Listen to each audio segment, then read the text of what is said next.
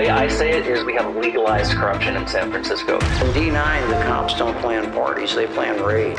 Every other district has supervisors that came from those districts. I don't feel that District 9 has that same level of representation.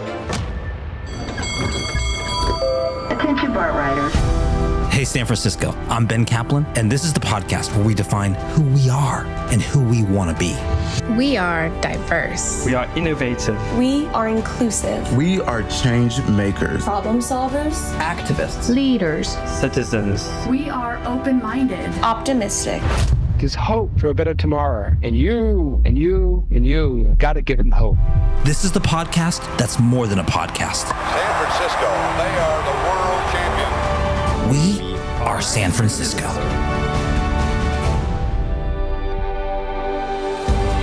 Hey everyone, in this episode of We Are San Francisco, I sit down with three passionate candidates running for District 9 supervisor: H. Brown, Julian Bermudez, and Trevor Chandler. Each of them brings a unique vision and deep commitment to solving the district's most pressing issues, from housing, affordability, and public safety to education and police reform. These conversations offer a glimpse into the diverse perspectives that could shape the future of the Mission, Bernal Heights, and Portola neighborhoods. Join me as we discuss how these candidates plan to tackle the challenges facing District 9 and what sets them apart in this critical race. Let's dive in. Why did you decide to run for this office right now in San Francisco? Trevor, your thoughts? Because I just wanted someone who would focus on fixing what's broken at City Hall and not the same ideological fights that keep distracting us. I actually tried to recruit people to run for the seat. I was trying to find someone on what I call Team Reasonable, which is, we don't agree on everything, but we agree City Hall is broken. I asked a lot of people and they told me, hell no. And so, I had recruited a lot of queer folks to run for office across the country. So me and my husband kind of chatted about it, made the decision, well, maybe this is my time. What do you think, H. Brown? I run for the story, not the glory. Well, if you're going to be a war reporter, you can stay back in the back and be protected. You can go in the front lines. The best way to report politics is get right in the middle of it with the candidates. I've been doing this kind of thing for about 40 years, and I've met most of the major people in San Francisco over that time. Okay, Julian, your thoughts? I've always been politically inclined. In my family, I'm that kid that always talks about politics and everybody's on their own jam. It's something I always really wanted to do, and I saw the opportunity that there was an open seat, and I took it. I didn't really expect to join one of the most contested races in San Francisco, but I'm getting a lot of experience and exposure off of it, and I'm enjoying every little bit of it. And what makes you stand out from other candidates? It's a contested race. What makes you different? I'm the youngest candidate. I'm a local candidate. I went to local schools. I'm a product of the Mission. I'm the product of District 9. Every other district has supervisors that came from those districts, but I don't feel that District 9 has gotten that same level of representation. Julian, what's your rationale here? The way I put it, I'm an outsider who knows how the inside works. I'm someone who has a reputation as a fixer. Someone who solves problems. Is one of the reasons the governor appointed me to be on the California State Board of Pharmacy, is because I can take very big issues, break them down, and solve them. And so if I see a wall at City Hall, I'm not going to immediately assume it's supposed to be there. I'm going to ask, why is this wall here in the first place? And if it's not, I'm going to smash it down so we can actually get the results and not just constantly talk about process. H. I'm a visionary. And as I said, usually it's other people's thing. I'm a storyteller. The Irish call us a Shawnashay. Every tribe in the world, every people in the world have somebody like me in them because there was an oral tradition that went back 200,000 years since we started getting past Cro-Magnon. The way that we communicated things, our history, was through a storyteller. So what is one idea or policy proposed by another candidate that you think is worthy of future consideration? The idea of Hernandez says he wants to put red caps back at BART stops to protect old ladies. We're not getting, the cops are in D9, the cops are the enemy. And that's on the cop side, it's not on the people side. I mean, people are going to mess with the cops to begin with. I mean, this is a hippie town, that's going to happen. But in D9, the cops don't plan parties, they plan raids. Julian, There's always rent control. That's one of my biggest things. I heard Dean Preston talk about landlord licensing, and I really was fond of. I'm really fond of that because I worked at my family business is Rancho Grande Appliances, so we deliver and fix home appliances like washer, dryers, refrigerators throughout the city, and I deal with landlords day in and day out. Trevor, your thoughts? Absolutely. I think Roberto has great ideas around community ambassadors and making sure, especially with making sure our seniors can be escorted. We've had issues like Maestra Yolanda about a year and a half ago or so, who was assaulted, a longtime teacher in the mission who was assaulted at the BART stations. And Roberto has put out ideas for a senior escort service to make sure that folks can get from the BART stations to where they're going. And I think that's a great idea. Do you think San Francisco city government is broken? Do you think the institution is corrupt? The way I say it is we have legalized corruption in San Francisco. The system is so broken that it incentivizes corruption. The way Jen Palka in her great book, Recode America, has this one line that is just, I carry with me all the time. It's paperwork favors the powerful. And so the only way you can win at City Hall is if you cheat. And so it's not excusing the cheating behavior. We need to hold corruption at powerful. But what we need is a wholesale realignment. We need to both address the bad actors that are there and fix the systemic nature of it that's causing these folks to succeed in their corruption.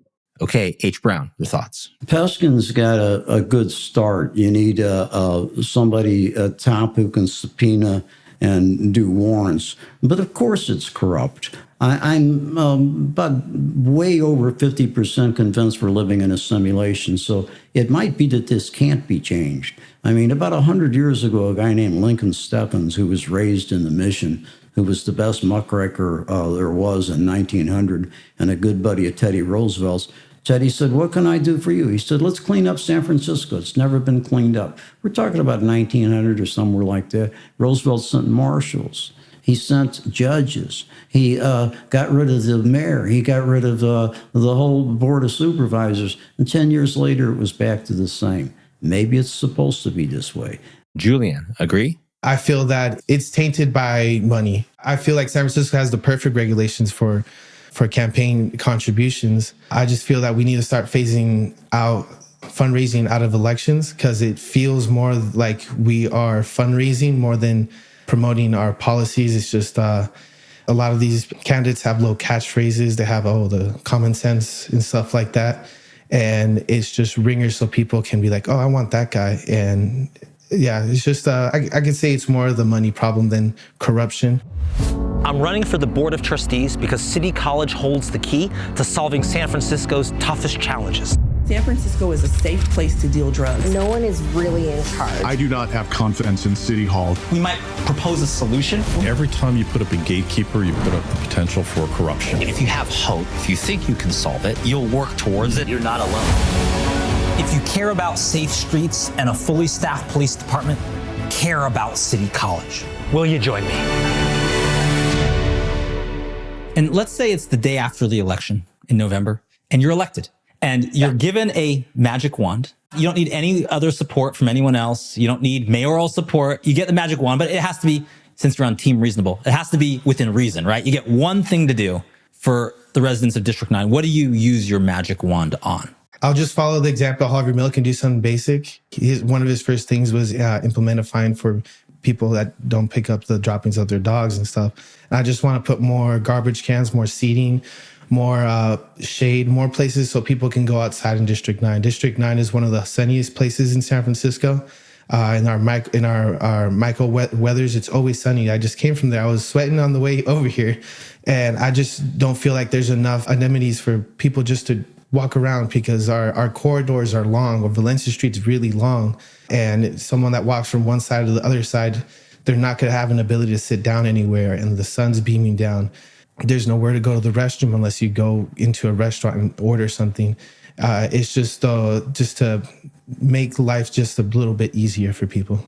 Okay, Trevor, hit me. Beat officers. I want officers walking a beat in our communities. I mean, obviously, I don't know if it's too unreasonable to ask for a fully staffed police department, but if we can at least get in District 9 officers that are walking our merchant corridors, that have relationships with the neighborhoods that they serve in, making sure that we bring a sense of community policing to our work.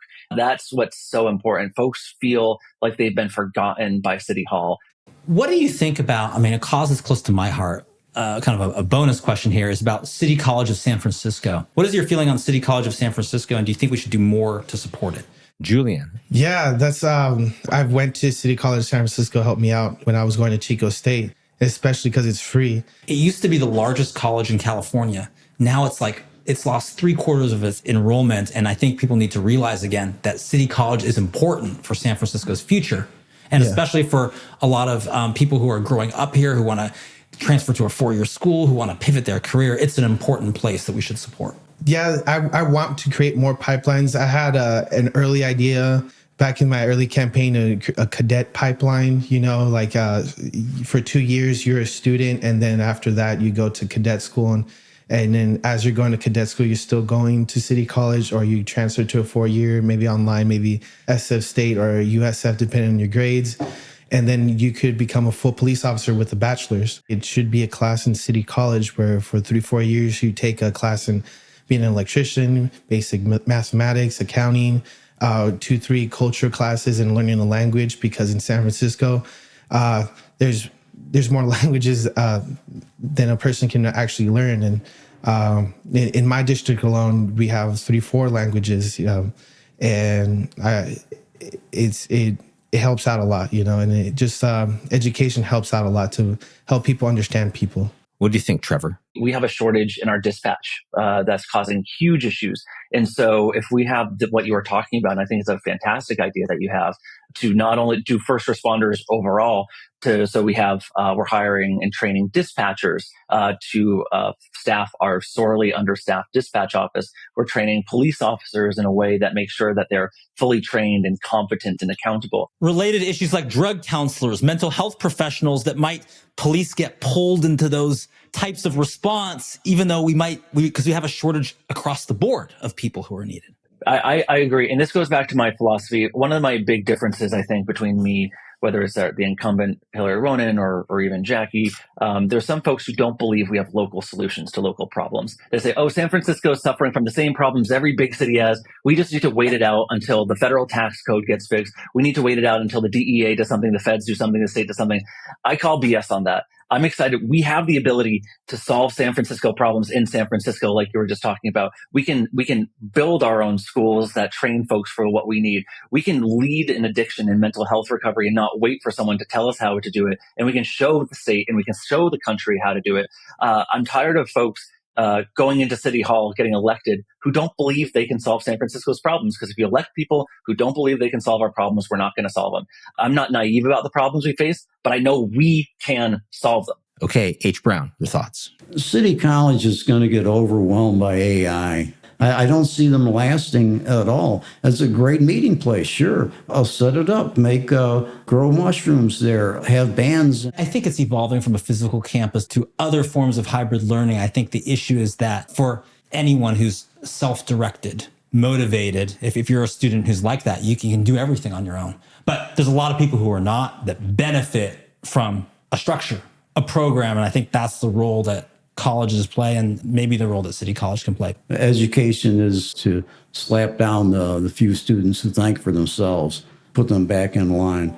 Okay, well, thank you so much for joining us on We Are San Francisco. Thank you. Thank you a lot. I appreciate it, Ben. Thank you so much. Have a great one.